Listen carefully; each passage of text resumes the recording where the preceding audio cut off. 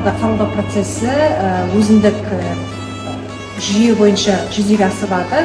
Экспонаттарды алғаш қабылдағанда біз тапсырушы тарап жағынан өтініш, жазбаша түрде өтініш қабылдап аламыз.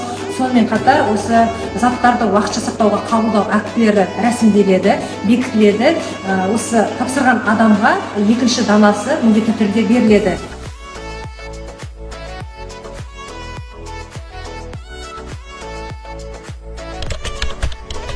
Музей қорына қабылданған ақылы және ақысыз негізде қабылданған экспонаттарды біз міндетті түрде қор сатып алу, қор іріктеу сараптамалық комиссия отырысына тізім бойынша ұсынамыз.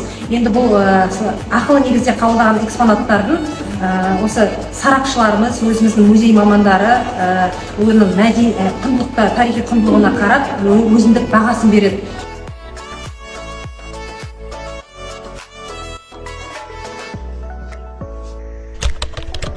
Жағынан бір себебі біздегі музей экспозициялық залдарының тарлығы және де осындай экспозициялық орындардың жоқтығына байланысты.